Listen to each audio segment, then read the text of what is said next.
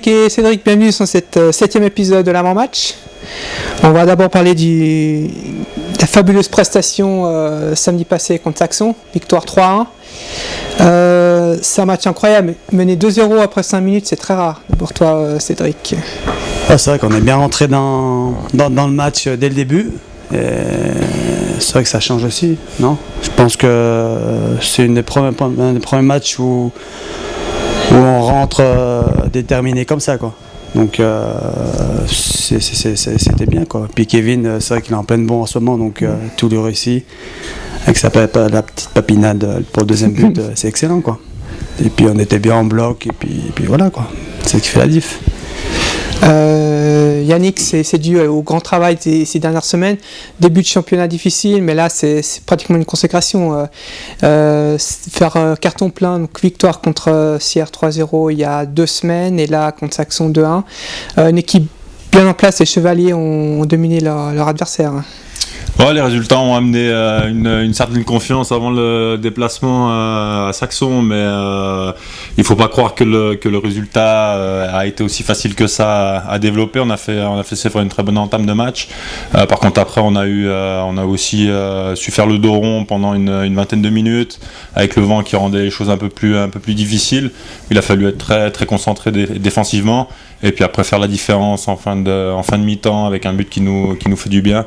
Parce qu'ils avaient pu revenir et se relancer dans la partie. Après on a plutôt contrôlé sur la deuxième mi-temps, ce qui nous permet de rentrer avec les 3 points et être un peu plus relâché dans le bus.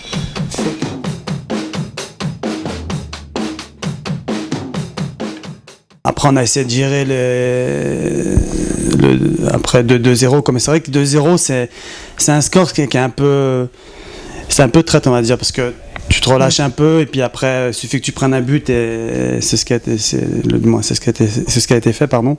Et puis après eux, tu leur mets en confiance et puis tu commences à douter tout ça, mais on a été plus fort, donc on n'a pas vraiment douté, on a remis un but derrière juste avant la mi-temps et puis ça nous a relancé, quoi. Puis après on était en pleine confiance.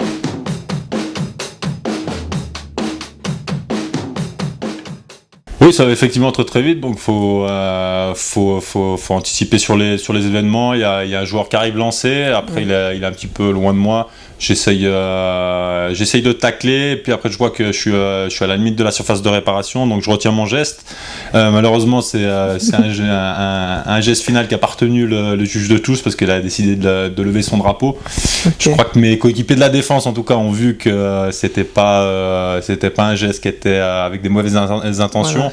Voilà. Après, l'arbitre a pris sa décision. Ça fait 2 fois que ça m'arrive cette année où j'ai l'impression, et on a l'impression qu'il y a pas faute. Malheureusement, les arbitres sont très pointilleux sur tout ce qui est geste de ce genre dans la surface. Ça va un peu contre mon style de jeu, mais bon, heureusement que ça a pas porté à conséquence.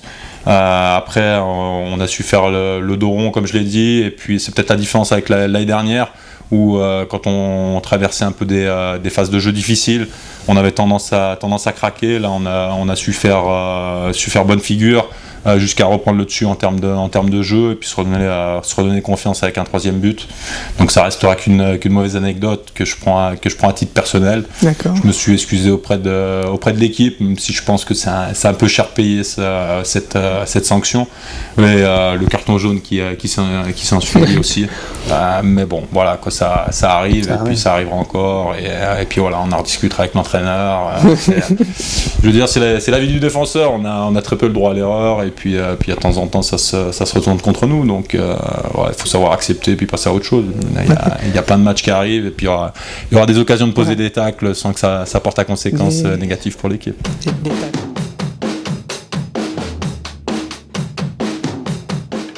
En fait, c'est vrai qu'ils avaient une formation qui était un peu bizarre. Déjà, moi, sur le banc, on se demandait quelle formation ils jouaient. C'était un 3, je sais pas du tout. 3, je sais qu'il y avait 3 défenseurs. 3-4-3 officiellement, 3-4-3, mais pas confirmé dans les faits. Voilà. C'est vrai qu'ils étaient un peu perdus aussi, je pense. Et puis tant mieux pour nous, quoi. Mais non, parce qu'il restait sur 2 victoires. 2 victoires d'affilée.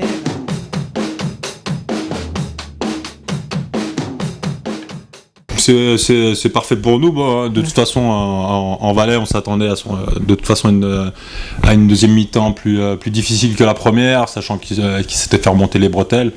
Après, c'est d'autant mieux pour nous s'ils n'ont pas réussi à se remettre dans le match et que nous, on a pu contrôler un peu cette deuxième mi-temps. En plus, ils sont expulsés un joueur assez rapidement, donc c'était encore des éléments qui nous ont donné confiance pour la suite.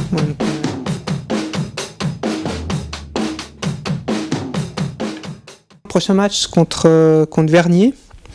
C'est une équipe quand même qui est 13e du classement, une victoire et 5 défaites. Yannick, il faudra se méfier parce que je me souviens qu'au deuxième tour l'année passée, vous avez endormi, puis là c'était 0-0. Exactement, je pense qu'il faudra encore plus se méfier que ces déplacements en Valais. On s'attendait à des confrontations difficiles.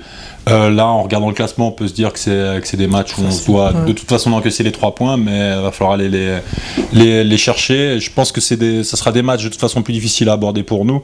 Et la poule étant très, très homogène cette année, je pense qu'il n'y a aucun match qu'on peut aborder par-dessus la jambe ou à la légère. Et puis égarer des points qui seraient un peu stupides de ce point de vue-là. Donc on va les aborder avec de la confiance, mais aussi avec beaucoup de sérieux pour essayer de prolonger cette série le plus longtemps possible. Et on verra ce qui leur sort match on reste dans le même état d'esprit, c'est sûr qu'on peut être que confiance, ça passera quoi. Et puis même si de toute façon après des erreurs il va en avoir. Donc à nous de s'encourager et puis et tirer tous sur la même corde quoi.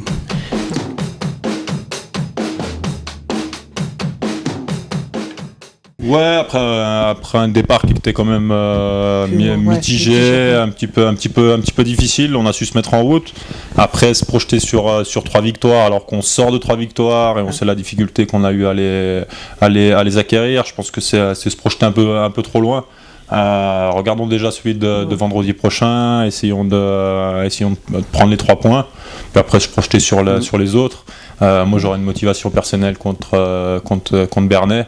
Personnellement, on connaît aussi très bien nos compères genevois qui sont Vernier.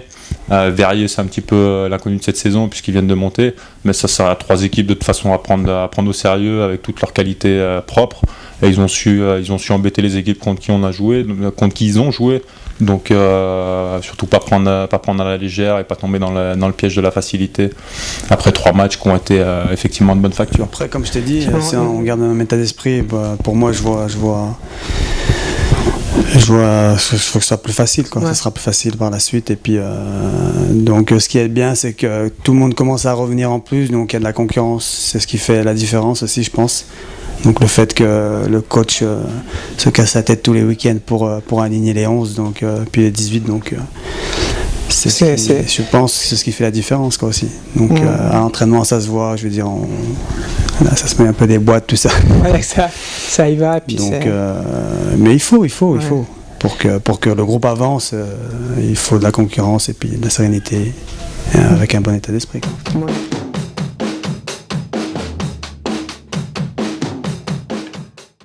Là Non, l'autre. Au fond. Derroisy, Mehdi. C'est Derroisy. C'est Derroisy ? Non, c'est qui ? Daniel Tavares. Ah, bah voilà, le 3e buteur.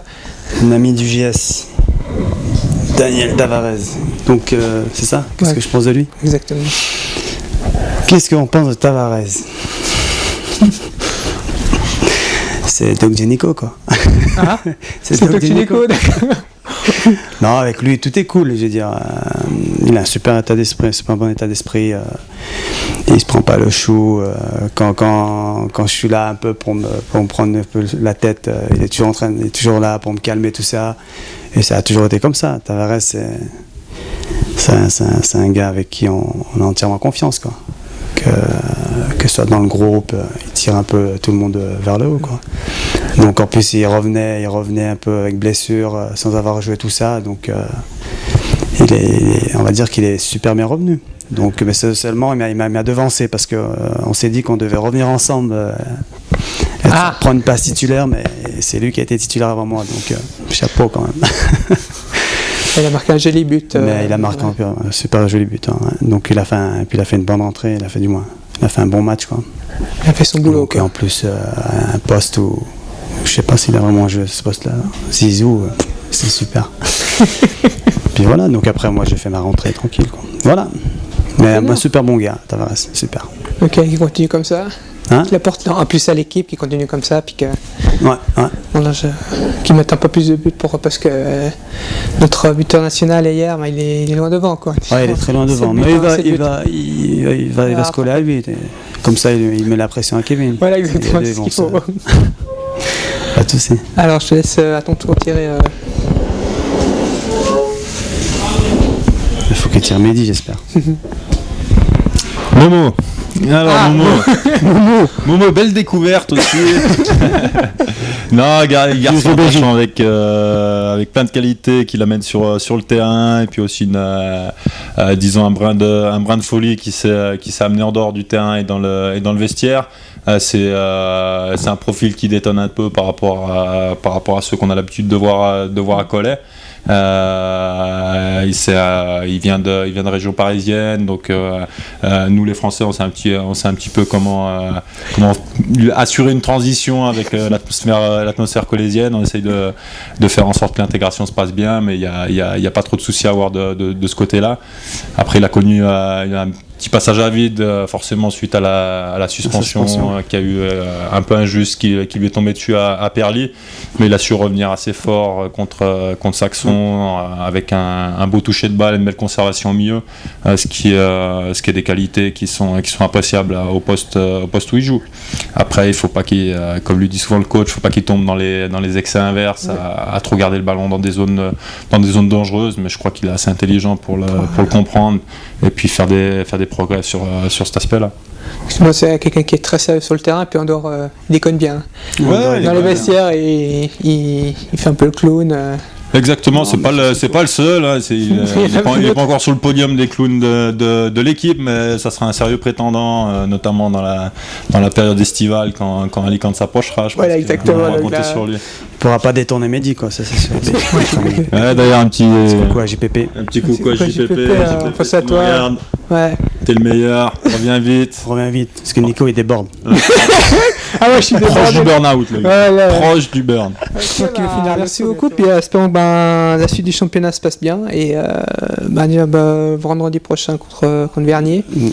Donc là, j'ai pas les 3 postes obligatoires, mais je pense que c'est une bonne option les 3 derniers matchs, et que pour que ça dure. On espère. Okay, on y compte bien avec la manière. Et puis on va laisser le cri de guerre c'est les juniors D2 qui vont crier. C'est D2 qui font le cri de guerre. C'est les tiens? Non, Jérôme, l'équipage. J'en ai ça à la maison. Ouais. C'est une équipe indoor. En salle. Ok, merci beaucoup. Ok, ciao. Bonne soirée. Bonne soirée.